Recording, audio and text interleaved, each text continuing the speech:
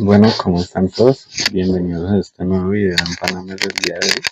El día de hoy vamos a hablar de tosferina, ¿listo? Entonces, bueno, la tosferina es una infección respiratoria aguda que predomina en la infancia que es producida principalmente por Bordetella pertussis. ¿Listo? También puede ser producida por otro tipo de gérmenes, pero este es el más prevalente y en el cual nos vamos a enfocar el día de hoy.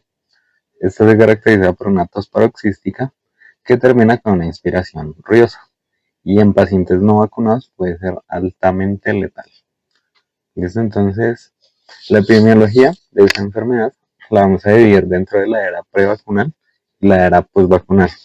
¿Listo? Entonces, en la era prevacunal pues era una enfermedad que tenía una alta morbilidad y mortalidad y afectaba principalmente a niños menores de 5 años. Y esta enfermedad mucho más antes, pero todavía se caracteriza porque presenta epidemias cíclicas cada 2 a 5 años en todo el mundo. Eso entonces, como vemos en el año 1906, pues la bordetela fue aislada por primera vez. Y en 1932, Kendrick pues creó la vacuna de células enteras, que es la que usamos hoy en día. Y en 1948 se aprobó la producción de esta vacuna para que en 1974 esta vacuna fuera incluida en el programa de inmunización.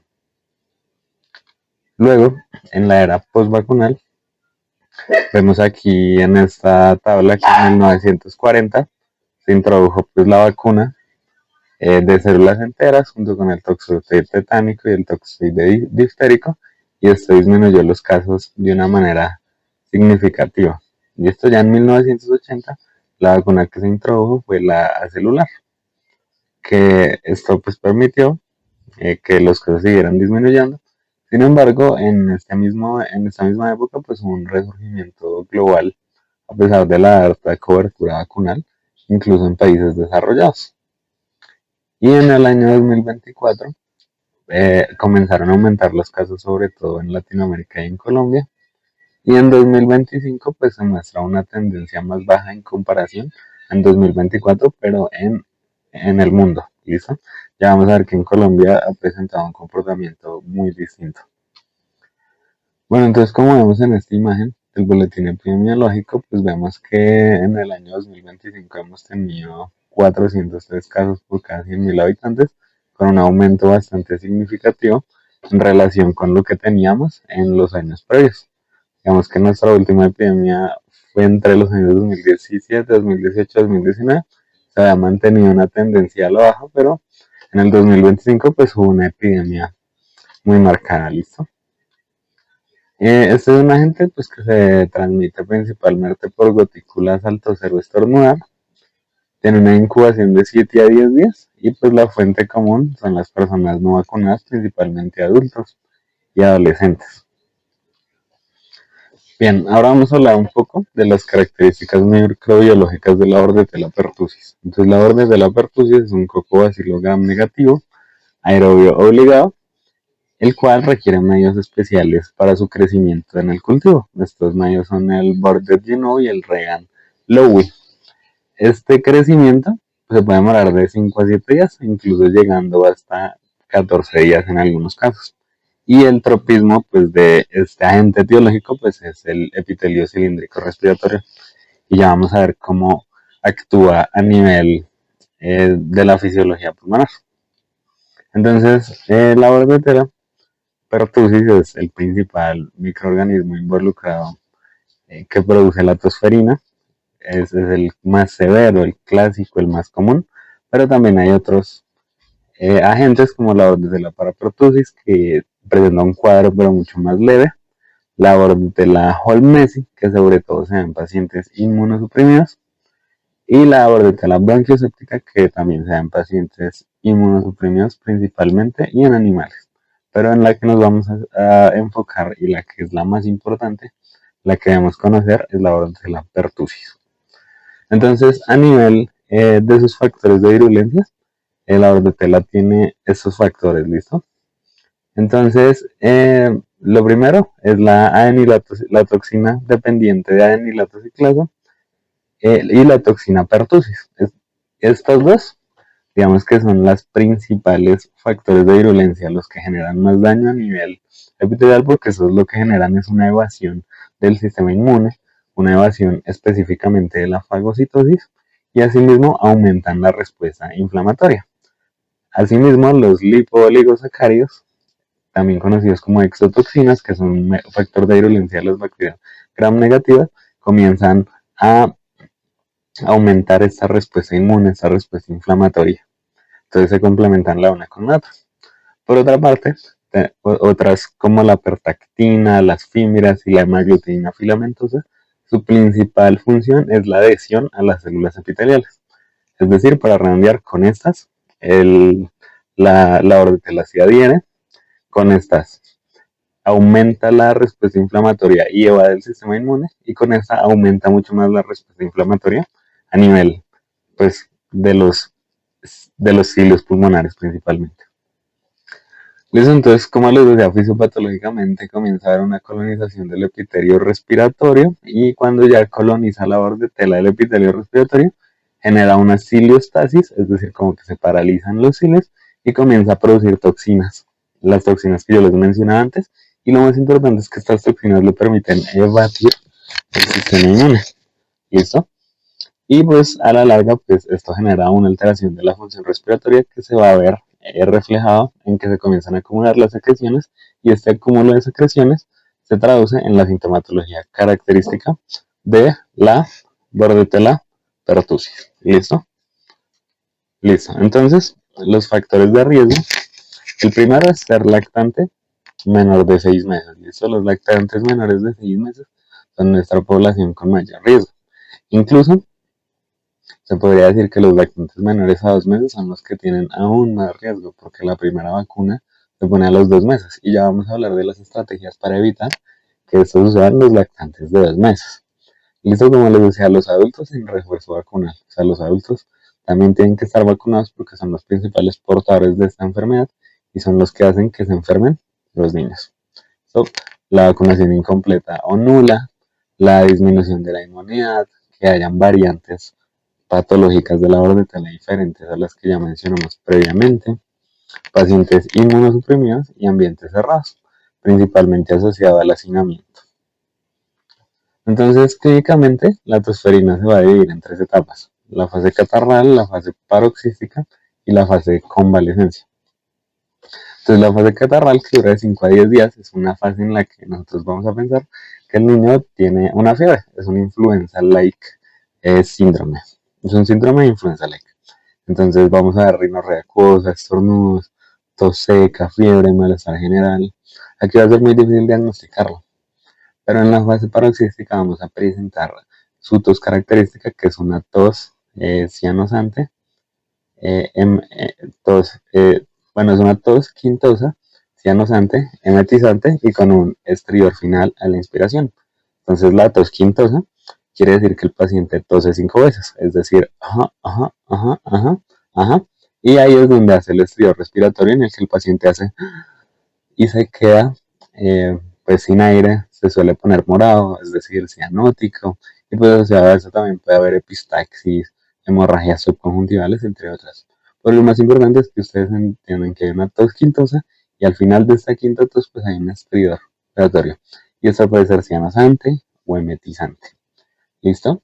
Luego está la fase de convalescencia, que es en la que ya comienza a disminuir esta sintomatología clara, porque comienza el cuerpo a eliminar las toxinas.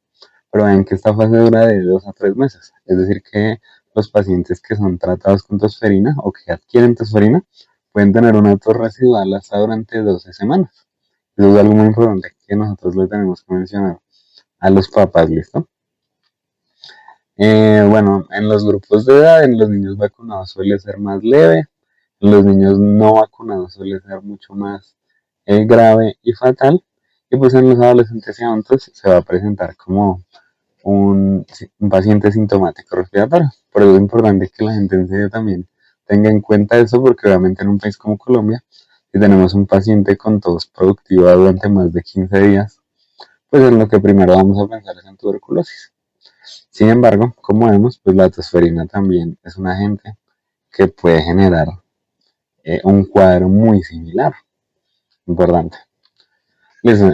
Otra cosa es la tosferina maligna. ¿Listo? Entonces la tosferina maligna es un paciente al que le da tosferina, pero que presenta un cuadro grave, insidioso, que se caracteriza por signos de falla multiorgánica, linfocitosis masiva de 50.000 a 80.000, hipertensión pulmonar, cianosis, hipoxemia persistente, falla ventilatoria, es decir, la tosferina entra y directamente le genera un fallo multiorgánico a la persona que probablemente le genere una alta morbimortalidad y que seguramente lo va a tener en unos días. Entonces, por eso es tan importante la vacunación, porque los pacientes que más inciden en la tosferina maligna son aquellos pacientes no vacunados o pacientes inmunosuprimidos. Bueno, las complicaciones, aquí no las dividen en si es un lactante, si es en un niño. Entonces, como ven, podemos tener neumopatía por bordetela, podemos tener otitis media aguda, convulsiones, que es lo mismo que comicialidad, encefalopatía hipóxica isquémica, desnutrición, hemorragias intracraneales, subconjuntivales, fracturas costales, neumotórax en ya niños y adultos, o la hernia inguinal. Entonces es importante tener en cuenta que las dividen en lactante, niño y adulto, siendo obviamente las más letales las que se dan en el lactante. Ahora bien, para el diagnóstico de tosferina, pues tenemos varias herramientas. La primera pues es el hemograma. El hemograma es una herramienta que complementa el diagnóstico, sin embargo lo más importante va a ser la clínica. Obviamente pues en el hemograma de esos pacientes pues va a haber una leucocitosis con predominio de linfocitos. ¿Listo? Entonces eso es algo diferencial porque, por ejemplo, en la mayoría de infecciones bacterianas suele haber un predominio de neutrófilos. Entonces eso es algo que nos va a ir guiando hacia el diagnóstico de tosferina. Esa por otra parte tenemos el cultivo, que el cultivo es el gold estándar para el diagnóstico de tosferina. Listo, o sea, es el mejor, es altamente específico de tosferina. Lo que sucede es que, como les dije, se demora de 7 a 14 días en salir. Entonces, no siempre vamos a querer tener al paciente hospitalizado tanto tiempo. También tenemos la PCR, que como vemos tiene una buena sensibilidad y especificidad. Y lo bueno de la PCR es que nos deja hacer todo mucho más rápido. Es mucho más práctico tomar una PCR hisopado nasofaringeo para enfocar al paciente que esperar 5 a 7 días un cultivo, que aunque sabemos que es el mejor y se tiene que mandar, pues no nos permite tomar decisiones para definir conductas. Y lo otro ya es la serología, la IgG, la IgM, para bordetela, pero no son pruebas muy usadas, pues porque la IgG siempre va a salir positiva si el paciente se vacuna, porque tiene memoria inmunológica, entonces no va a ser realmente una herramienta que nos ayude mucho a esto. Listo, la radiografía de tórax. La radiografía de tórax simplemente la vamos a pedir si sospechamos complicaciones como una neumopatía, como una hipertensión pulmonar. Y la característica es, como vemos en esta radiografía, que va a haber un corazón peludo, pues por lo que se está formando a nivel de los vasos pulmonares, ¿sí? Porque comienza a haber una congestión de los vasos pulmonares que genera una hipertensión pulmonar. También, si nosotros ya sospechamos también de la hipertensión pulmonar o de la falla cardíaca, pues vamos a pedir un ecocardiograma. ¿Listo? Entonces es importante cuando uno sospecha de esta complicación, o sea, que haya falla cardíaca o que haya hipertensión pulmonar. Bueno, tratamiento. Tenemos varias opciones para el tratamiento. Lo primero son los antitusivos.